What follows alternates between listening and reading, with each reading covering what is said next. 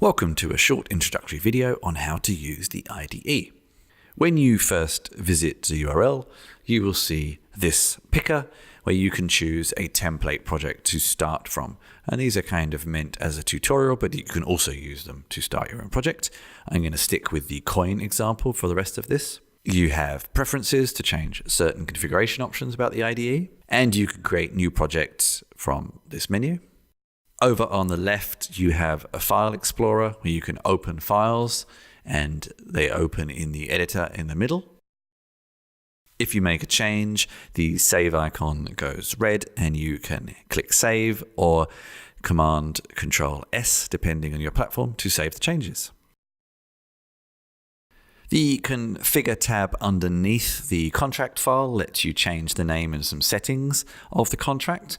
You then have Compile, which compiles the contract to the compiler version defined in the pragma of the file.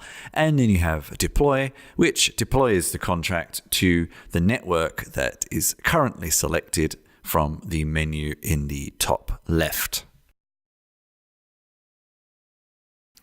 Once you have deployed, you can use the preview pane to play around with the front end of the application.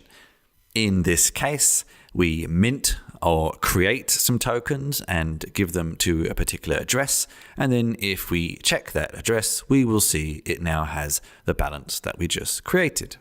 The preview live reloads. So if we make a small change to the HTML or to the CSS or to the contract or anything else, the preview refreshes. If it doesn't, you can just hit the refresh icon and our change is reflected.